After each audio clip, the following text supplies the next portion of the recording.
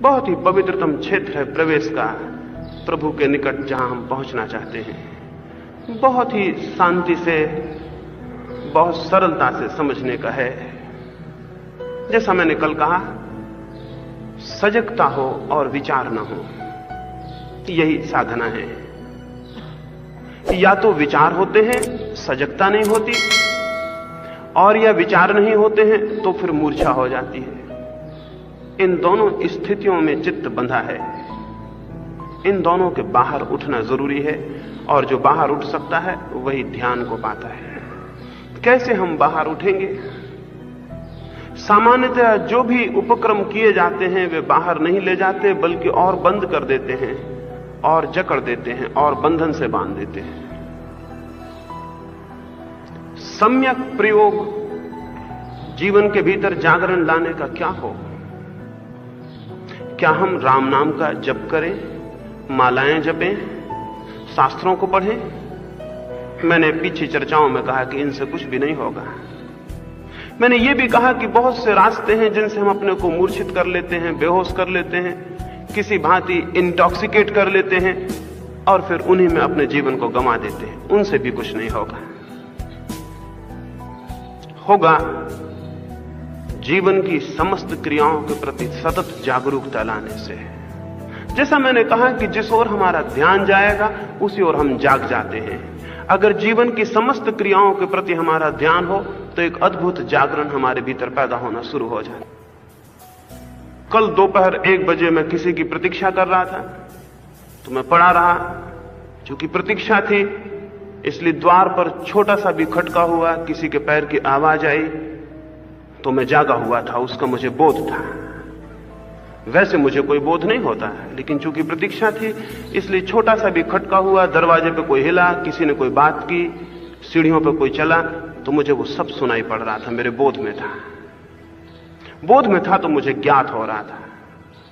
अगर मेरा बोध उस तरफ नहीं होता तो मुझे ज्ञात नहीं होता। इसलिए मैंने कहा कि ध्यान की धारा जिस ओर हो वहां हमारा बोध जग जाता है। अगर ध्यान की धारा जीवन के समस्त क्षणों में जाग जाए तो हमें आत्मबोध पैदा हो जाता है। अगर खंडित रूप से ध्यान की धारा किसी तरफ जगे तो हमें परबोध होता है। अगर अखंड रूप से ध्यान की धारा जग जाए तो हमें स्वयं बोध हो जाता है। एक छोटी सी कहानी से अपनी चर्चा को मैं पूरा शुरू करूं, उससे आपको समझ में आ सके कि मेरा बोध से, ध्यान से क्या अर्थ और क्या प्रयोजन है। वहां पूरब के मुल्कों में, विशेषकर जापान में, तलवार चलाना और तलवार चलाने की कुशलता सीखने के लिए विद्यालय होते हैं। कभी हमारे मुल्क में भी होते थे। उन विद्यालयों पर लिखा होता है हाउस ऑफ गॉड। ये बिल्कुल ही पागलपन की बात है। जहां तलवार चलाना सिखाते हैं वहां विद्यालय पे लिखे रहते हैं ईश्वर का घर, परमात्मा का मंदिर। हमको भी हैरानी होगी कि अंदर तलवार चलाना सिखाते हैं और बाहर दरवाजे पे लिखे रहते हैं ईश्वर का घर। लेकिन मैं आपसे कहूं, अगर कोई तलवार चलाना ठीक से सीख जाए तो ईश्वर के घर के करीब पहुंच जाता है। क्यों पहुंच जाता है? क्योंकि तलवार चलाने वालों को बड़ा होश रखना पड़ता है, और अगर होश पूरा पूरा जग जाए तो तलवार चलानी भी आ जाती है और ईश्वर की तरफ पहुंचने का रास्ता ही बन जाता है। इसलिए उन लोगों ने तलवार चलाने वाले घरों के ऊपर लिखा हुआ है हाउस ऑफ गॉड। एक ऐसे ही प्रभु के मंदिर में जहां तलवार सिखाई जाती थी, एक नया युवक जाके दीक्षित होना चाहता था। वो गया। उस समय का जो बहुत बड़ा गुरु था तलवार सिखाने वाला, उसके पास गया और कहा कि मैं दीक्षित होना चाहता हूं और मुझे भी यह कला सीखनी है। उसके गुरु ने कहा, कितने दिन मेरे यहां रुक सकोगे? उस व्यक्ति ने कहा, बहुत जल्दी है मुझे, बहुत से बहुत वर्ष भर रुक सकता हूं। तो उस आदमी ने, उसके गुरु ने कहा कि वापस लौट जाओ, कोई छोटा मोटा काम सीखो। तलवार चलाना बड़ा काम है, जन्म जन्म लग जाते हैं, और फिर ये कोई तलवार चलाना छोटी मोटी बात नहीं है। हम तो तलवार चलाने से परमात्मा में प्रवेश भी सिखाते हैं। इसलिए जन्मों की प्रतीक्षा और धीरज लेकर आओ तो सीख सकते हो, इतने जल्दी नहीं होगा। उस युवक ने कहा, कितना समय लगेगा? तो गुरु ने कहा समय की कोई बात ही नहीं है, एक क्षण में भी हो सकता है और जन्म भी लग सकते हैं। तुम्हारे ऊपर निर्भर है कि तुम बोध को कितनी तीव्रता से जगाते हो। उसने कहा कि मैं रुकूंगा, जब तक चाहेंगे रुकूंगा। सो गुरु ने कहा स्मरण रखो, अगर धीरज पक्का है तो दोबारा मुझसे मत कहना अब की तलवार चलाना सिखाओ, जब मेरी मर्जी होगी तब शुरू करूंगा। ऐसा वर्ष बीत गया, 1 वर्ष उसने कहा था सीख लूं, वर्ष बीत गया। और उसके गुरु ने कहा कि तुम घर में कचरा झाड़ो, दीवारें साफ करो, पानी लाओ, गाय का दूध दोहो, ये सारे काम करो, जब जरूरत होगी तो मैं तुम्हारा पाठ शुरू करूंगा। 1 वर्ष बीतना हो गया, उसका कोई पाठ शुरू नहीं हुआ। वो कचरा ढोता था, घर साफ करता था और छोटे मोटे काम करता था। गुरु का उसकी तरफ कोई ध्यान नहीं था, दूसरे लोगों की तरफ ध्यान था। वो बहुत हैरान हुआ, ऐसे तो जन्म जरूर गुजर जाएंगे और कुछ भी सीखने को नहीं मिलेगा। लेकिन एक दिन वो कचरा बुहारी से साफ कर रहा था और पीछे से गुरु ने आके लकड़ी की एक तलवार से उसके ऊपर हमला किया, पीछे से एकदम से हमला किया। वो घबरा गया, चौंक के खड़ा हो गया। उसने कहा ये क्या करते हैं? उसके गुरु ने कहा पाठ शुरू किया। अब ध्यान रखना, मैं कभी भी हमला कर सकता हूं, तुम कोई भी काम करोगे मैं कभी भी हमला कर सकता हूं। और फिर हमले होने शुरू हो गए। वो रोटी बना रहा है और पीछे से आके गुरु उसका लकड़ी की तलवार से हमला कर देगा। वो कचरा झाड़ रहा है, पीछे से हमला हो जाएगा। वो सो रहा है, हमला हो जाएगा। 24 घंटे कहीं से भी हमला हो सकता है। क्या हुआ उसके भीतर? उसके हाथ में कोई तलवार नहीं है, बचने का कोई उपाय नहीं। उसने अपने गुरु से कहा कि मुझे भी तलवार दे। गुरु ने कहा भी तलवार क्या करोगे, पहले बोध आ जाए तो तलवार काम की होगी। जरा कल्पना करें, अगर आपके पीछे कोई इस तरह की स्थिति हो कि आप सो रहे हैं, कोई हमला कर दे, आप खाना बना रहे हैं, कोई हमला कर दे, आप खाना खा रहे हैं, कोई हमला कर दे। 24 घंटे वो सजग रहने लगा। 24 घंटे उसे बोध रहने लगा कि हमला होता है, किसी भी क्षण हमला हो सकता है। ऐसा दिन बीतने लगे, उसके भीतर एक नई चेतना की स्थिति बनने लगी। उसका ध्यान पूरे वक्त इस बात पर रहने लगा कि हमला होने को है। धीरे धीरे यह हुआ कि हमला गुरु कर रहा है और वो एकदम चौंक के खड़ा हो जाएगा। अभी हमला हुआ नहीं, वो इस तरफ देख रहा है, पीछे हमला होने को है और वो सजग हो जाएगा और चौंक के खड़ा हो जाएगा। गुरु प्रसन्न हुआ, उसने कहा कि कुछ पाठ में गति हो रही है। 3 वर्ष बीतते बीतते यह हालत हो गई कि वो ऐसा बैठा हुआ है, हमला होगा तो वो हाथ पहले से बढ़ा देगा। 3 वर्ष बीतते बीतते बोध ऐसा सजग हुआ कि अब उसे हर वक्त बोध है कि क्या हो सकता है। वो एकदम जागा हुआ है, उसका होश है। क्योंकि जो लोग तलवार की कला में कुशल होते हैं, ये नहीं कहा जा सकता कि दूसरा तलवार मारने वाला कहां तलवार मारेगा। उसकी तलवार मारने के पहले आपकी तलवार पहुंच जानी चाहिए बचाने को, नहीं तो आप बच नहीं सकेंगे। जब कोई तलवार से लड़ता है तो यह नहीं कहा जा सकता कि तलवार का हमला कहां होगा, और अगर उस हमले के पहले आपका बचाव नहीं है तो आप फिर नहीं बच सकते। हमले के पहले बचाव का मतलब हुआ बोध इतना तीव्र होना चाहिए कि उसके भीतर इच्छा पैदा हो कि हमला करे और आपके भीतर इच्छा का अनुभव हो जाए कि हमला कहां होने को। नहीं तो कोई तलवार चलाना नहीं सीख सकता। तो उसे बोध, उसे सजगता। उसने 3 वर्षों के बाद सोचा कि मुझे तो इतना परेशान किया जा रहा है। वो नींद में भी उसका होश रहने लगा। नींद में भी गुरु हमला करता था तो वो एकदम चौंक के बैठ जाता। उसने कहा कि मैं भी तो देखूं, ये बूढ़ा मुझे इतना परेशान कर रहा है, इसका बोध कैसा है। 3 वर्ष पूरे होने पर गुरु लेटा हुआ था। एक दिन सुबह कोई 5 बजे होंगे, वो गया और उसने हमला किया गुरु पर। वो अपनी लकड़ी उसने हाथ में उठाई है कि उसके गुरु ने आंखें बंदी किए ही कहा ठहरो। बहुत हैरान हो गए। उसने कहा कि ये क्या, अभी तो आप तो आंख बंद किए पड़े हैं। गुरु ने कहा कि अगर बोध बहुत सजग हो तो तुम्हारे भीतर जो विचार की भी थिरकन होती है वो भी पकड़ में आ जाती है। अगर बोध बहुत सजग हो तो दूसरे के भीतर जो विचार सरकता है उसकी पद ध्वनि भी सुनी जाती है। अगर बोध बहुत सजग हो तो दूसरे के भीतर जो भाव की लहर चंचल होती है उसकी प्रतिध्वनि भी आ जाती है। बोध पर सब निर्भर है। बोध का अर्थ क्या हुआ? बोध का अर्थ हुआ सतत जागा हुआ होना। हम तो सारे लोग सोए हुए हैं, वो युवा जाग गया। उसने गुरु से कहा कि अब तलवार चलाना कब सीखूंगा? उसने कहा तुम जाओ, तुम सीख गए। एक पाठ नहीं दिया तलवार चलाने का, उसने कहा तुम जाओ, तुम सीख गए। अब तुम्हें तलवार चला के कोई पराजित नहीं कर सकता। अब तुम्हारा बोध सजग है, और यही जीवन की कला भी है। अगर बोध सजग है तो जीवन में कोई पराजय नहीं है, और अगर बोध सजग नहीं है तो जीवन पराजित हो ही जाएगा। हम सोए हुए जीते हैं, हम करीब करीब सोए हुए हैं। इसको आप ख्याल करें और अनुभव करें कि आप करीब करीब सोए हुए जीते हैं। जब आप खाना खा रहे हैं तो आप बोधपूर्वक खा रहे हैं, आपको बोध है कि आप भोजन ले रहे हैं। जब आप रास्ते पर चल रहे हैं तो आप बोधपूर्वक चल रहे हैं, आपको पता है कि आप चल रहे हैं। जब आप बिस्तर पर सोने गए हैं तो आप बोधपूर्वक सो रहे हैं, आपको ज्ञात है कि आप सो रहे हैं, या कि आप एक नशे में एक सोए हुए आदमी की तरह कुछ कर रहे हैं और मन कहीं और है। जिसका मन करने में नहीं है और करने के कहीं और है, वो सोया हुआ आदमी। सोए हुए होने का अर्थ क्या है? सोए हुए होने का अर्थ है हम जहां हैं वहां हमारा बोध नहीं है तो हम सोए हुए हैं। हम जहां हैं वहां हमारा बोध न हो तो हम सोए हुए लोग हैं। और हमारा मन ऐसा है कि जहां हम होते हैं वहां वो कभी नहीं होता। या तो मन अतीत में होता है, जो बीत गए क्षण, घटनाएं, स्मृतियां, मन वहां घूमता रहता है, और या मन भविष्य में होता है, कल्पनाओं में जो होने वाला है उसकी इच्छाओं। जो मूवमेंट, जो क्षण मौजूद है, वो जो प्रेजेंट मूवमेंट है, उसमें मन कभी नहीं होता। हम वर्तमान में कभी होते ही नहीं हैं, या तो अतीत में होते हैं या भविष्य में होते हैं। और जो वर्तमान में नहीं है वो सोया हुआ है, क्योंकि जीवन तो वर्तमान में है। सब जीवन वर्तमान में है, न तो अतीत की कोई सत्ता है और न भविष्य की कोई सत्ता है। अतीत जा चुका, भविष्य अभी आया नहीं। जो मौजूद है, जो खड़ा है निकट, वो जो वर्तमान की पतली सी क्षण की लकीर खड़ी है, उसमें आप हैं। अगर उसमें आप नहीं हैं तो आप सोए हुए मनुष्य हैं।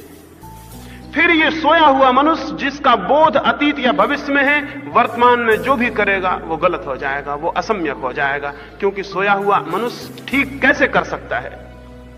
वो जो भी करेगा वही भूल हो जाएगी। मुझसे पूछिए तो सोए हुए कोई भी काम करने का नाम मैं पाप कहता हूं। जिस काम को भी हम सोए हुए करते हैं वही पाप है। मैं ये नहीं कहता कि हिंसा पाप है, मैं ये नहीं कहता कि क्रोध पाप है, मैं ये नहीं कहता कि हत्या पाप है, मैं ये नहीं कहता कि चोरी पाप है। मैं कहता हूं जो काम भी सोया हुआ किया जाता है वो पाप है। और आप हैरान हो जाएंगे, जिन जिन को हमने पाप कहा है उनको करने के लिए सोया होना बिल्कुल जरूरी है। आप बिना सोए हुए किसी की हत्या नहीं कर सकते, और आप बिना सोए हुए चोरी भी नहीं कर सकते, और आप बिना सोए हुए झूठ भी नहीं बोल सकते, और बिना सोए हुए क्रोध भी नहीं कर सकते।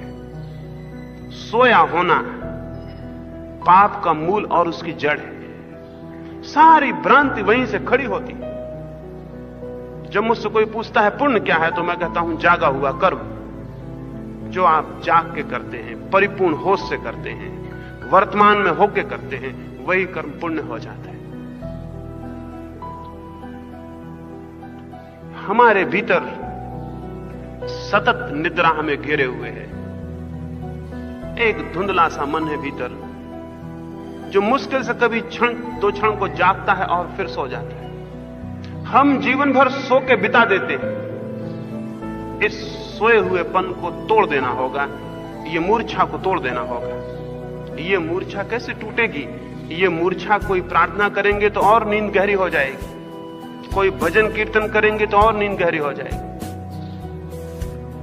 किसी मंदिर में चले जाएंगे तो और नींद गहरी हो जाएगी, किन्हीं शास्त्रों को याद कर लेंगे तो और नींद गहरी हो जाएगी। ये मूर्छा उनसे नहीं टूटेगी। ये मूर्छा तो टूटेगी 24 घंटे जो कर्म आप कर रहे हैं, उन कर्मों को बोधपूर्वक करने से। छोटे छोटे कर्म को यदि बोधपूर्वक किया जाए तो प्रत्येक कर्म के साथ आपके भीतर नए अवेयरनेस का, होश का, कॉन्शियसनेस का जन्म होना शुरू हो जाए। अभी आप यहां बैठे हैं, मैं आऊं और आपकी गर्दन पर जोर से एक तलवार रख दूं, तो उस वक्त आप विचार करिएगा, भविष्य में जाइएगा कि अतीत में जाइएगा। उस वक्त एक वर्तमान का क्षण भर रह जाएगा। एक सेकंड को आप जाग के वर्तमान में हो जाएंगे। मेरे गांव के पास एक छोटी सी पहाड़ी है और छोटी सी नदी है। पहाड़ी के किनारा बहुत ऊंचा है और किनारा सीधा सपाट है, उससे अगर कोई गिर जाए तो प्राण ही निकल जाए। उस पर छोटी सी पतली पगडंडी है, उस पर चलना भी बड़ा कठिन है। छोटी सी कगार है। जब मुझसे कोई पूछता है कि बोध क्या है, तो मैं उसे पकड़ के वहां ले जाता हूं और उससे कहता हूं इस कगार पर चलो। उसके साथ मैं भी चलता हूं, उससे कहता हूं इस कगार पर चलो। उसके पैर डगमगाने लगते हैं, वहां कहता हूं कि तुम चले आओ। यहां तुम बिना बोध के नहीं चल सकते। तुम्हारे भीतर जो फर्क हो समझ लेना कि वो बोध है। वहां वो एकदम सजग हो जाता है, सारे विचार बंद हो जाते हैं। एक ही विचार होता है कि एक एक कदम संभाल के, सारा होश उसका पैरों में केंद्रित हो जाता है। सारा होश उसका पैरों में केंद्रित हो जाता है। उसके पैर आंखों की तरह हो जाते हैं, वे भी देखने लगते हैं। एक सेकंड वो चूका कि वो गया। और क्या आपको पता है कि जिंदगी में भी आप ऐसी ही पतली कगार पर दिन भर खड़े हैं, 24 घंटे, एक सेकंड चूकते हैं और चले जाते हैं, लेकिन जिंदगी भर सोए गुजार देते हैं, क्योंकि पता नहीं कि जिंदगी भी एक बिल्कुल पतली कगार है और जिसके नीचे गिरने का हर क्षण मौका है। लेकिन हमें ख्याल नहीं और हम चले जा रहे हैं, हम बढ़े जा रहे हैं। मैंने पीछे कहा था, इसी हाल में पीछे बोल रहा था, तो मैंने कहा कि अगर यहां हम एक 50 फीट का लंबा एक पटिया रख दें, 1 फीट चौड़ा और 50 फीट लंबा, जमीन पर रख दें और आपसे कहा जाए इस पे चलिए, तो सब लोग चल जाएंगे। किसी को कोई अड़चन नहीं हो, कोई गिरेगा? इतने लोगों में से कोई ना बूढ़ा गिरेगा, ना कोई बच्चा गिरेगा, ना कोई स्त्री, ना कोई पुरुष, सब उस पर निकल जाएंगे। लेकिन उसी पटियों को ऊपर की गैलरी से और इसकी दीवार से लगा के रख दिया जाए, नीचे ये गड्ढा होगा। वही पटिया है, 50 फीट लंबा और 1 फीट चौड़ा, और आपसे कहा जाए इस पे चलिए, कितने लोग उस पे से जा पाएंगे? आखिर क्या फर्क क्या हो गया? पटिया वही है, उतना ही लंबा है, उतना ही चौड़ा है। नीचे था आप चल गए, ऊपर था आप चलने में क्यों डर रहे हैं? असल में नीचे सोए हुए चलने में कोई खतरा नहीं है। आप सोए हुए चल सकते हैं, ऊपर सोए हुए नहीं चल सकते हैं। और नींद की ऐसी आदत है कि उसके विपरीत कोई भी काम करने में बड़ी कठिनाई, बहुत आर्डुअस हो जाता है। तो अगर उस पर आप चलेंगे तो 1 ही 2 कदम चलेंगे और आपके प्राण थरथराएंगे कि आगे बढ़ूं नहीं, खतरा है। खतरा क्या है? पटिया उतना ही बड़ा है, कोई फर्क नहीं पड़ रहा। आप वही हैं, पटिया वही। खतरा क्या है? खतरा ना तो गड्ढे में है, ना पटिये में है, खतरा आपके भीतर है। आप सोए हुए अब नहीं चल सकते हैं, अब जाग के चलना होगा, और जाग के चलने की हमें कोई आदत नहीं है। जीवन में होश की हमें कोई आदत नहीं है। जीवन में हमें बेहोशी की आदत है, और बेहोशी को हम प्रेम भी करने लगते हैं, क्योंकि बेहोशी का एक सुख है, जागने का एक कष्ट है, बेहोशी का एक सुख है। इसलिए सारी दुनिया में शराब पी जाती है और नशे किए जाते हैं। बेहोशी का सुख यह है कि जीवन भूल जाता है। बेहोशी का सुख यह है कि जीवन भूल जाता है। हम जीवन को भूलने के सब तरह के उपाय करते हैं, नाटक देखते हैं, संगीत सुनते हैं, फिल्में देखते हैं, शराब पीते हैं। ये सब का सब भूलने का उपाय है। किसी भांति हम अपने जीवन को भूल जाएं, सो जाएं, हमें नींद पूरी आ जाए, तो जीवन में कोई तकलीफ नहीं है। अधिकतम लोग सोना पसंद करते हैं जागने की बजाय। अधिकतम लोग भूलना पसंद करते हैं होश की बजाय। असल में अधिकतम लोग मरना पसंद करते हैं जीने की बजाय। अगर आप बहुत गहरे में देखेंगे तो आपके सोने की जो प्रवृत्ति है कि सोए रहें, कोई तकलीफ ना हो, कोई बेचैनी ना हो, क्योंकि बेचैनी जगाती है, तकलीफ जगाती है, दुख जगाता है। इसलिए आप सुख को खोजते हैं, क्योंकि सुख में नींद हो सकती है। कंफर्ट की जो खोज है, सुख की जो खोज है, वो नींद की खोज है। इसको समझ लेना चाहिए कि जितना आप सुख खोज रहे हैं, किस लिए खोज रहे हैं? क्योंकि सुख में जागने की ज्यादा जरूरत नहीं रहती।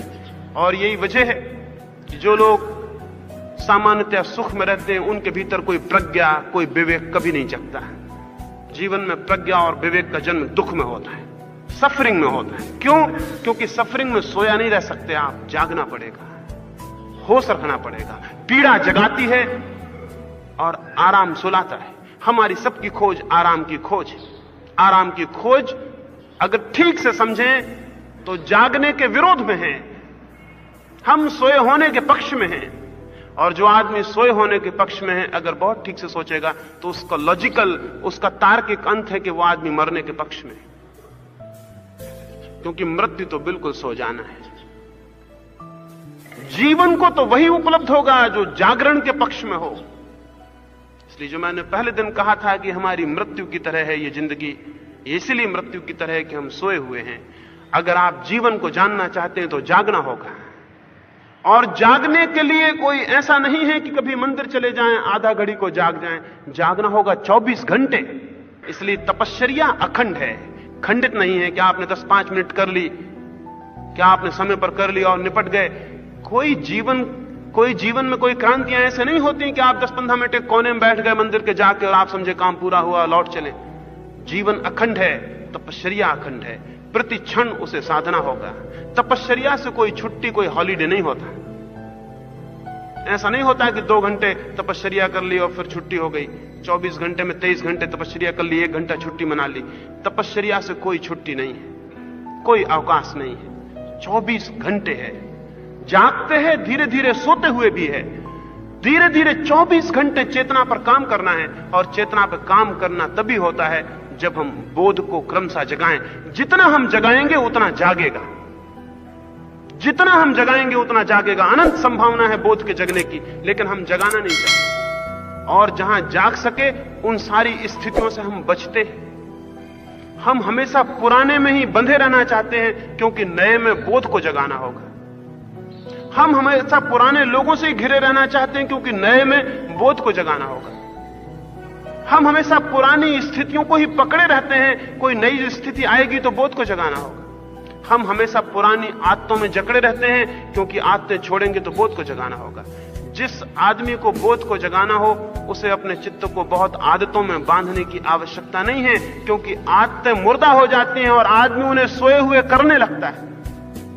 आप रोज ठीक वक्त पे खाना खा लेते हैं, ठीक वक्त पे सो जाते हैं, ठीक वक्त पे उठाते हैं, धीरे धीरे ये सब मैकेनिकल हो जाता है, ये सब यांत्रिक हो जाता है। ठीक वक्त पे प्रार्थना कर लेते हैं, ठीक वक्त पे बच्चों को प्रेम कर लेते हैं, ठीक वक्त पे दफ्तर हो आते हैं, धीरे धीरे आप एक मुर्दा आदमी हो जाते हैं, आदतों के पुंज हो जाते हैं। आपके भीतर सहज जागा हुआ कुछ भी नहीं रह जाता। और अगर जागा हुआ कुछ भी नहीं है तो आप स्मरण रखें, आपको जीवन से कोई संबंध नहीं हो सकता। तो जागने के लिए कुछ करना होगा, सतत करना होगा। लोग मुझसे पूछते हैं क्या करें, वे मुझसे पूछना चाहते हैं कोई छोटी मोटी तरकीब हो, वो बता दी जाए, उनका चित्त शांत हो जाए, वो परमात्मा को पालें। ऐसा नहीं है, ऐसा बिल्कुल नहीं है। कोई छोटी मोटी तरकीब नहीं है। कल ही मुझे किसी ने पूछा कि कोई शॉर्टकट होना चाहिए। कोई शॉर्टकट नहीं है, कोई छोटा सा रास्ता होना चाहिए कि हम जल्दी से परमात्मा पर पहुंच जाएं। कोई ऐसा रास्ता नहीं है। और अगर कोई कहता हो कि ऐसा रास्ता है, तो वह आपकी कमजोरी का शोषण करने का रास्ता निकाल रहा है। आपकी कमजोरियों का शोषण हो रहा है सारी दुनिया में।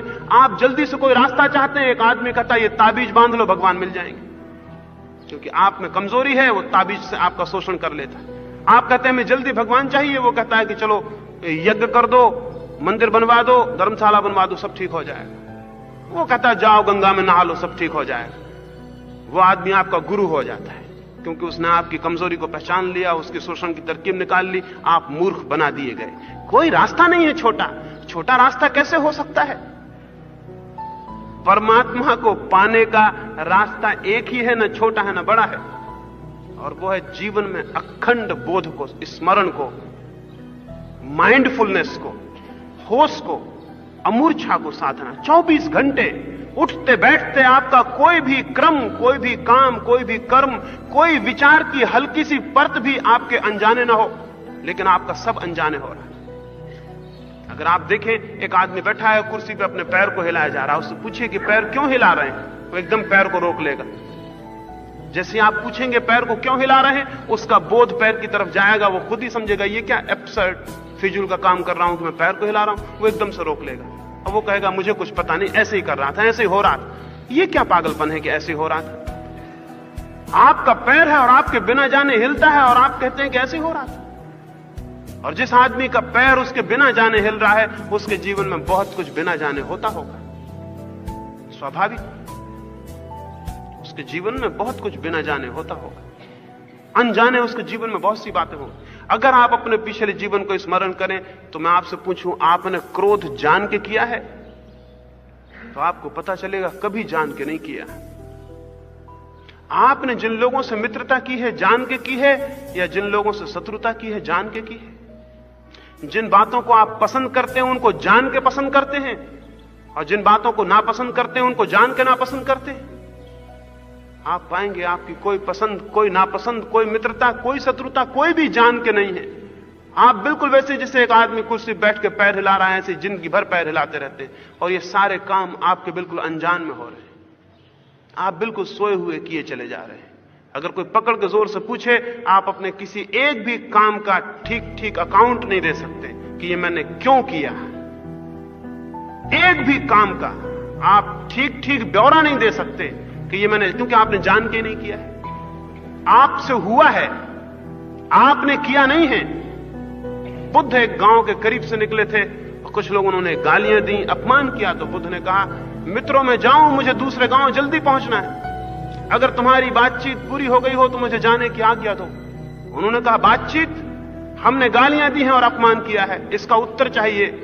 बुद्ध ने कहा कि जान के गालियों का कभी कोई आदमी उत्तर नहीं दे सकता, अजान में उत्तर दे सकता है, और वो उत्तर दिया हुआ नहीं होता, उत्तर आता है, यानी उसमें वो आदमी सजग नहीं होता, यांत्रिक होता है। उधर से गाली आई, इधर धक्का लगा, दूसरी गाली यहां से निकल गई, वो आदमी बिल्कुल मशीन की तरह काम करता है। आपने बटन दबाई, पंखा घूमने लगा, आपने बटन बंद की, पंखा बंद हो गया। मैंने आपको गाली दी, आपके भीतर चित्त घूमने लगा, क्रोधित हो गया, आपने मुझे गाली दे दी। जो आदमी दूसरे के गाली देने से बिना विचारे, बिना होश में भरे गाली का उत्तर दे रहा है, वो आदमी मशीन है, वो अभी मनुष्य है ही नहीं, सोया हुआ आदमी।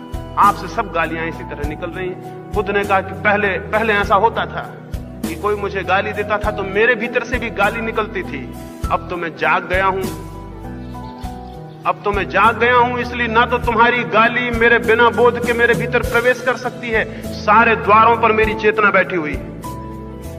तुम्हारी गाली मेरे भीतर आती है तो मैं जानता हूं गाली भीतर आ रही, और जैसे मैं जानता हूं गाली भीतर आ रही, गाली एकदम समाप्त हो जाती, धुआं हो जाती।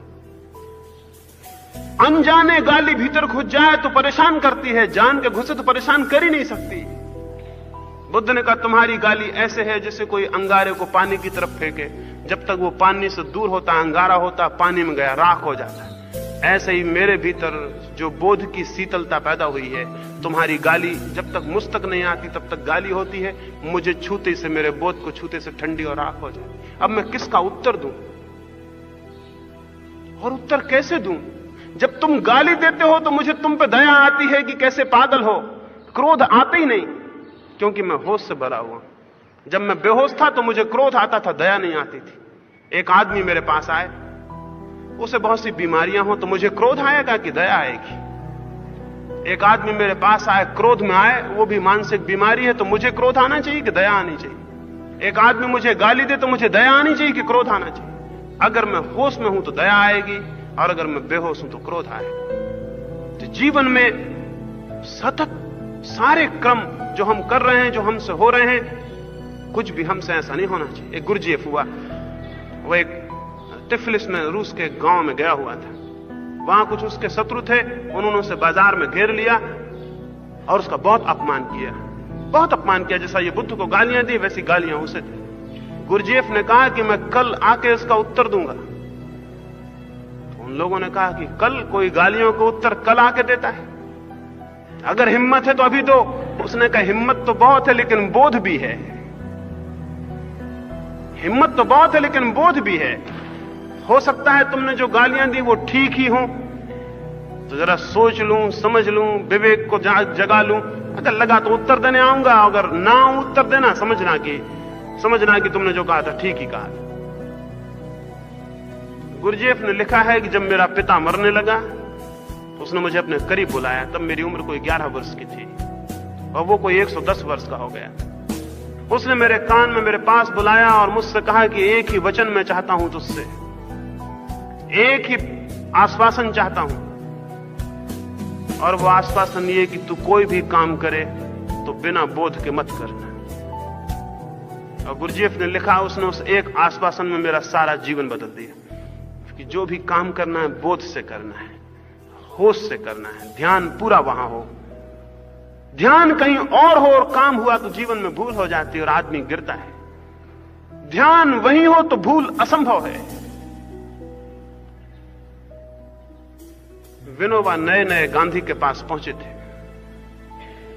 विनोबा सूत काटते हैं, वो शायद उनसे अच्छा सूत का और चरखे का जानकार कोई भी नहीं है, और गांधी तो कहते थे वो आचार्य हैं। लेकिन विनोबा का चरखा भी उन्होंने बहुत अच्छा बना लिया था, पौनी भी बहुत अच्छी बना ली थी, काटते भी बहुत होशियारी से थे, लेकिन फिर भी धागा टूट टूट जाता था। तो उन्होंने गांधी को पूछा कि मेरा चरखा आपसे बेहतर है, मेरी पौनी आपसे बेहतर है, काटने सूत को निकालने का जहां तक संबंध है मेरी जानकारी आपसे कम नहीं, सूत मेरा आपसे बारीक, ज्यादा सधा हुआ और एक सा और समान है, लेकिन आपका सूत टूटता नहीं, मेरा सूत टूट क्यों जाता है? गांधी ने कहा तुम्हारा ध्यान कहीं और चला जाता होगा। जब तुम सूत को काटते हो तो सूत तो बारीक, पतली और कच्ची चीज है, अगर ध्यान कहीं और चला गया तो हाथ धीमा सा झटका खा जाता है और सूत टूट जाता है। अगर ध्यान वहीं सूत पर ही रहे, सूत के साथ ही ऊपर आए और सूत के साथ ही नीचे जाए, और ध्यान की धारा सतत सूत के साथ ही ऊपर नीचे होती रहे, तो सूत कैसे टूटेगा? इसलिए गांधी कहने लगे कि चरखा काटना ही प्रार्थना है। प्रार्थना हो गई अगर ध्यान है तो। अगर बुहारी घर में लगाई और ध्यान पूर्वक लगाई कि बुहारी के साथ ही ध्यान आगे जाए, बुहारी के साथ ही ध्यान पीछे लौट आए, तो बुहारी लगाना ध्यान हो गया, प्रार्थना हो गई। जीवन का हर काम प्रार्थना और परमात्मा के पहुंचने का मार्ग हो सकता है अगर उसके साथ बोध संयुक्त हो, और जीवन का हर काम नरक जाने का मार्ग बन जाता है अगर उसके साथ बोध संयुक्त ना हो। एक साधु था तिब्बत में, एक आदमी उसके पास आया और उसने कहा, और वह आदमी जो था तिब्बत में बड़ा प्रसिद्ध आदमी था, बहुत बड़ा सेनापति था, उसके दोनों तरफ तलवारें लटकी हुई थी। वो एक साधु के पास आया और उसने साधु को कहा कि क्या आप मुझे बता सकते हैं कि स्वर्ग जाने का मार्ग क्या है? उस साधु ने कहा स्वर्ग? अपनी शक्ल तो देखो पहले, स्वर्ग जाने के लिए आ गए। वो था प्रसिद्ध सेनापति, सारे मुल्क में उसकी इज्जत और आदर थी, उसकी आवाज से लोग कब जाते थे। और वो जब बूढ़ा भी हो गया था, 90 वर्ष भी पार कर गया था, तब भी जब युद्ध का सवाल उठता था तो उसे बुलाया जाता था, इतना उसका आदर था। इतना बूढ़ा हो गया था कि घोड़े पर नहीं बैठ सकता था, 2 आदमी उसे उठा के घोड़े पर बिठालते थे। जब उसे घोड़े पे एक दफे बिठाला जा रहा था, 2 आदमी उसे उठा के बिठाल रहे थे, तो एक नया नया सैनिक आया था, वो हंसने लगा कि यह आदमी क्या सेनापति का काम करेगा जिसको बिठालने के लिए 2 आदमी घोड़े पर सहारा करते हैं। तो उस बूढ़े ने उसे बुलाया, इधर आओ। क्यों हंसे? उसने कहा मैं इसलिए हंसा कि ये बूढ़ा क्या सेनापति का काम करेगा जिससे 2 आदमी घोड़े पे बिठालते हैं। उसने कहा माना कि मुझे बिठालने के लिए 2 आदमियों की जरूरत है, लेकिन घोड़े से 2000 आदमी भी नीचे नहीं उतार सकते। उसने कहा कि माना कि मुझे बिठालने के लिए 2 आदमियों की जरूरत है, लेकिन घोड़े से नीचे उतारने के लिए 2000 आदमी भी काफी नहीं पड़ेंगे। ऐसा वो सेनापति था। तो वो उस फकीर के पास गया, उस फकीर ने कहा अपनी शक्ल देखो, स्वर्ग जाने की बातें करने आ गए। उसको गुस्सा आ गया, उसका हाथ मूठ पे चला गया और उसने कहा क्या खिलवाड़ कर रहा है कि मूठ तलवार, तलवार क्या बिगाड़ेगी मेरा? उसकी तलवार बाहर आ गई, तो गुस्से में आ गया। और साधु ने कहा क्या बचकानी बात कर रहा है, ये तलवार क्या करेगी, धार भी है। उसकी तलवार उसकी गर्दन पे चली गई। उस फकीर ने कहा देख नरक जाने का रास्ता आ गया। उस फकीर ने कहा कि देख नरक जाने का रास्ता आ गया।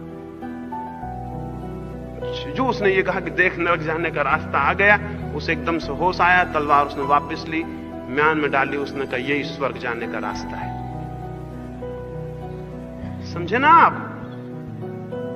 वह आदमी बोध खो दिया, क्रोध से उत्तप्त हो गया, मूर्छा पकड़ गई, तलवार बाहर निकल आई। ये बिल्कुल मैकेनिकल एक्ट था, वो तो रोज का धंधा था तलवार बाहर निकाल लेना। तलवार गर्दन पे चली गई। वो फकीर बोला देख नरक जाने का रास्ता आ गया, नरक का द्वार खोल लिया। जैसे उसने कहा कि नरक का द्वार खोल लिया, वो समझा कह रहे उत्तर दिया गया जो मैंने पूछा था। होश वापस लौट आया, तलवार वापस म्यान में चली गई। उस फकीर ने कहा यही स्वर्ग जाने का रास्ता है। होश जीवन में जो भी हो बोधपूर्वक हो। जीवन में कुछ भी अबोधपूर्वक और अज्ञानपूर्वक न हो तो क्या होगा? तो यह होगा कि आपको 24 घंटे अपने शरीर के भीतर एक ज्योति शिखा, एक विवेक की ज्योति अलग अनुभव होने लगेगी। क्रमशः आप अनुभव करेंगे मैं अलग हूं, शरीर आपको खोल की तरह मालूम होने लगे। जैसे हम इस भवन में बैठे हुए हैं, तो मुझे ऐसा तो नहीं मालूम पड़ता कि मैं भवन हूं, मुझे मालूम पड़ता है कि मैं भवन में हूं। अगर बोध आपके भीतर जगेगा तो आपको लगेगा मैं शरीर में हूं। ये बिल्कुल साफ दिखेगा, दीवारें शरीर की अलग और आप भीतर अलग मालूम होने लगेंगे। जैसे कच्चा नारियल होता है ना, तो उसकी अंदर की गिरी उसकी खोल से जुड़ी और चिपकी होती है, और फिर पक्का नारियल होता है, उसकी गिरी और खोल अलग हो जाती है। एक मुसलमान फकीर था फरीद, उसको लोग नारियल चढ़ा देते थे जाके, और किसी ने आके पूछा कि जब क्राइस्ट को सूली पर लटकाया होगा तो उनको तकलीफ नहीं हुई, और जब मंसूर को लोगों ने काटा था तो उसे पीड़ा नहीं हुई होगी। शेख फरीद के पास नारियल पड़ा था, उसने एक नारियल उठा के दिया, वो एक गीला नारियल था, उसने कहा इसे फोड़ो। वो नारियल फोड़ा गया, नारियल के ऊपर की खोल तो टूटी ही टूटी, उसके भीतर की गिरी भी छिन्न भिन्न हो गई। शेख फरीद ने कहा देख, एक तरह के आदमी इस तरह के होते हैं। तो सूखे नारियल को उसने पटका, ऊपर की खोल टूट गई, भीतर की गिरी साबित बाहर निकल आई। उसने कहा एक तरह के आदमी इस तरह के भी होते हैं। एक तरह के आदमी होते हैं उनको शरीर को चोट पहुंचा हो, उनकी आत्मा में भी चोट पहुंच जाती है, क्योंकि शरीर और आत्मा जुड़े रहते हैं। और एक तरह के आदमी होते हैं कि उनके शरीर को कितनी ही चोट पहुंचाओ, उनके भीतर आत्मा तक कोई चोट नहीं पहुंचती, क्योंकि शरीर और आत्मा का बोध पृथक हो जाता है। जितना आपके भीतर होश जगेगा, आपकी गिरी और खोल अलग अलग होने लगेगी, आप सूखे नारियल होने की तरफ बढ़ना शुरू हो जाएंगे। आपका शरीर अलग और आपकी चेतना आपको पृथक मालूम होने लगेगी। बोध में ही यह हो सकता है, अबोध में कैसे होगा? अबोध में तो कोई चीज पृथक नहीं मालूम हो सकती। जितना बोध गहरा होगा, आपकी आत्मा, आपकी चेतना शरीर से भिन्न अलग खड़ी हुई मालूम होने लगेगी, और वो जो शरीर से अलग है उसकी कोई मृत्यु नहीं है। उसे जानते ही अनंत जीवन के द्वार खुल जाते हैं। और वो जो शरीर से पृथक है, वो जो शरीर से भिन्न है, वो जो शरीर में है लेकिन शरीर ही नहीं है, वो जो शरीर के वस्त्रों को पहने हुए है लेकिन शरीर से अलग है, उसकी यात्रा बड़ी अलग है। शरीर का जन्म होता है, शरीर की मृत्यु होती है, उसका ना कोई जन्म है, उसकी ना कोई मृत्यु है। उस अनंत यात्री की तरफ जब आपका बोध धीरे धीरे विकसित होकर प्रवेश पाता है, तो आपको कुछ नई बातों का अनुभव होता है। आपको अनुभव होता है कि आप एक दुनिया से मर गए और एक नई दुनिया में आपका जन्म हो गया। बोध के परिवर्तन से एक दुनिया गई और एक नई दुनिया का प्रारंभ हो गया। जो दुनिया थी उसका नाम संसार था, अब जो दुनिया है उसका नाम परमात्मा है। यह संसार ही परमात्मा हो जाता है, ये चारों तरफ फैला हुआ विस्तार ही ब्रह्म हो जाता है। ब्रह्म और परमात्मा और संसार और जगत अलग अलग बातें नहीं हैं। इसी सत्य को देखने के दो ढंग हैं। अज्ञान में, अबोध में जो दिखाई पड़ता है वो संसार है, बोध में, संचेतन में जो दिखाई पड़ता है वही परमात्मा है। परमात्मा और संसार दो नहीं हैं। हमारे भीतर अबोध हो तो बाहर संसार है, हमारे भीतर बोध हो तो सब परमात्मा है। और उस क्षण, उस घड़ी में आपके भीतर जो क्रांति और नया जन्म होता है, वो आपको अपने मैं से मुक्त कर देता है। आपका मैं भाव चला जाता है और परमात्मा भाव प्रविष्ट हो जाता है। आपको तब ऐसा नहीं लगता कि मैं हूं, तब आपको लगता है हूं, और मैं शून्य हो जाता है, होना मात्र शेष रह जाता है। आपको लगता है कि है, सत्ता है, लेकिन वो मैं विलीन हो जाता है। वो मैं तो शरीर के साथ जुड़े होने की वजह से पैदा होता, वो तो शरीर के साथ एक होने की भ्रांति थी कि लगता था कि मैं हूं। जैसे ही शरीर से अलग आपका संबंध हुआ, मैं गया। मैं की ही मृत्यु होती थी, अब मैं ही चला गया तो मृत्यु किसकी होगी? जो सत्य को जानता है वो मरने के पहले मर जाता है, और इसलिए उसका मरना मुश्किल हो जाता है। लाओ से हुआ है, उसने कहा है कि धन्य है वे लोग जो मरने के पहले मर जाते हैं, क्योंकि उनकी कोई मृत्यु नहीं होगी। बहुत अद्भुत बात कही, धन्य है वे लोग जो मरने के पहले मर जाते हैं, क्योंकि उनकी कोई मृत्यु नहीं होगी। वे ही जीवन को उपलब्ध होते हैं। मैंने ये जो सारी बातें कही हैं, ये मरने के पहले मर जाने के लिए हैं। स्पष्ट आपके जीवन में एक मृत्यु हो जाए, मृत्यु उस तरफ से जिसको आप जीवन समझते थे, तो उस तरफ आपका जीवन खुल जाएगा जिसे आप नहीं जानते थे, जो अभी अंधकारपूर्ण था। ये बोध के माध्यम से होता है, अखंड बोध के माध्यम से होता है। जरूर लगेगा कि मेरी बात कठिन है, असल में जीवन में कुछ भी नहीं हो सकता जो कि मूल्यवान हो और कठिन ना हो। लगेगा कि मेरी बात, मुझे लोग जगह जगह पूछते हैं, सामान्य मनुष्य के हैसियत के बाहर है। यह बिल्कुल गलत है। यह किसी की हैसियत के बाहर नहीं है। और इस तरह के बहाने करके हम अपने ही हाथ से अपनी हैसियत कम कर देते हैं। ये सब बहाने हैं। हम अपने को सामान्य बनाने की कोशिश में लगे रहते हैं कि हम बहुत सामान्य आदमी, हमसे क्या होगा। आपसे ज्यादा विशेष न महावीर थे, न बुद्ध थे, न कोई कभी हुआ है। हर मनुष्य की उतनी ही गरिमा है जितनी किसी और की हो, लेकिन हम बहुत होशियार लोग हैं। हमने महावीर को बना दिया भगवान जिसमें कि हम सामान्य हो सके, बुद्ध को बना दिया अवतार ताकि हम सामान्य हो सके, क्राइस्ट को बना दिया ईश्वर पुत्र ताकि हम सामान्य हो सके। हम इन सारे लोगों को अलग कर दिया अपने से ताकि हम सामान्य हो सकें और सो सकें, और हम कह सकें कि जागना तो कुछ विशिष्ट लोगों की बात है, हम तो सामान्य लोग हैं, हम कैसे जाग सकते हैं। कोई मनुष्य सामान्य नहीं है। लेकिन इसका पता आपको तब तक नहीं चलेगा जब तक कि बोध जगना शुरू ना हो जाए। जब तक बोध नहीं जगा है तब तक हर एक सामान्य है, और बोध जगने लगे तो कोई सामान्य नहीं है। जब तक बीज में अंकुर न फूटे तब तक ऐसा लगता है कि पता नहीं इस बीज में वृक्ष है भी या नहीं, लेकिन ऐसा कोई बीज नहीं है जिसमें वृक्ष ना हो। लेकिन उसका प्रमाण कब मिलता है? प्रमाण तो तभी मिलता है जब अंकुर फूटे। तो अभी से अपने को सामान्य न समझ लें कि मैं सामान्य हूं। अभी आप कुछ नहीं तय कर सकते। थोड़ा प्रयास करें, थोड़ी हिम्मत करें, थोड़ा साहस करें, थोड़ा अंकुर फूटने दें, और आपको पता चलेगा कोई बीज ऐसा नहीं जिसमें वृक्ष ना हो, और कोई मनुष्य ऐसा नहीं जिसके भीतर परमात्मा की संभावना नहीं। वो संभावना है, लेकिन उसे जगाना होगा, उसे उठाना होगा और साहस करना होगा। उस जीवन के प्रति जिन्हें हम सच समझे हुए हैं, उन बातों के प्रति जिन्हें हम बड़ी कीमत की समझे हुए हैं, मरना होगा। और अगर कोई उन बातों के प्रति मरे और भीतर की तरफ जागे, और अगर ये दोनों क्रियाएं साथ चलें कि वो व्यर्थ की बातों के प्रति मरता जाए और सार्थक बोध के प्रति जागता चला जाए, तो क्रांति बिल्कुल सुनिश्चित है। और उस क्रांति से ही मनुष्य स्वतंत्रता को, मुक्ति को अनुभव करता है। एक छोटी सी कहानी और अपनी चर्चा को मैं पूरा करूं। बहुत पुराने समय में कभी कोई राजा हुआ। वो जंगल से एक तोते को पकड़ लाया। तोता बड़ा सुंदर था, बहुत सुंदर था। उसे, उस राजा को उस तोते से बहुत प्रेम भी हो गया। उसने उसके लिए स्वर्ण के पिंजरे बनवाए, उनमें हीरे मोती जड़वाए, लाखों रुपए उन पर खर्च किए और उस तोते को पाला। उसे बड़ी शिक्षा दी। वो मनुष्य की भाषा सीख गया और बोलने लगा।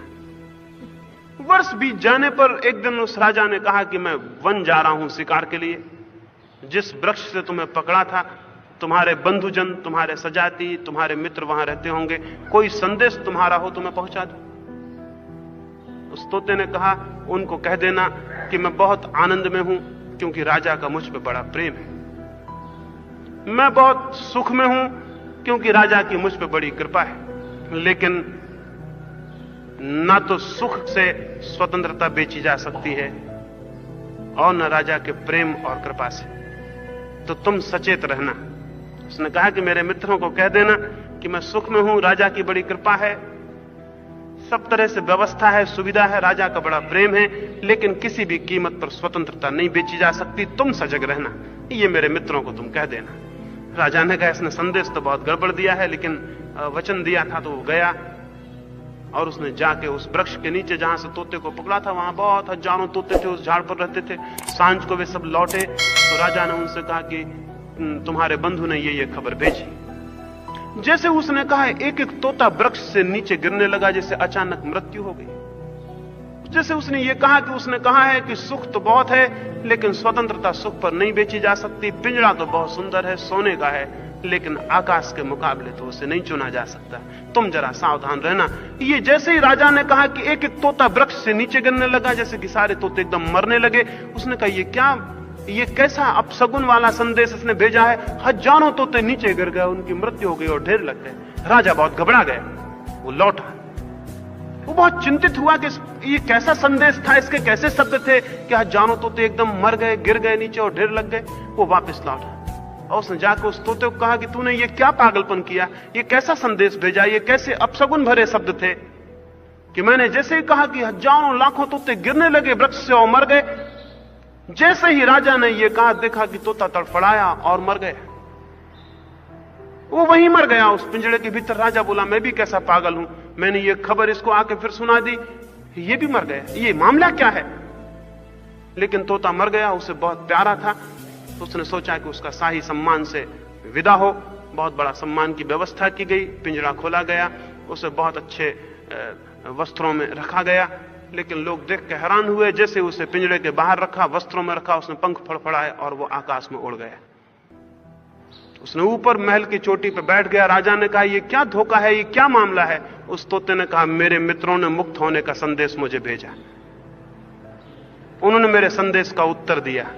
उन्होंने कहा, मुर्दे की भांति हो जाओ, पिंजरा खुल जाएगा।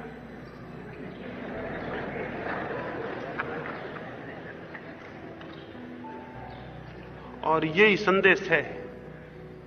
और आज अंतिम विदा में यही आपको कहना चाहता हूं, मुर्दे की भांति हो जाएं तो जीवन मिल जाएगा।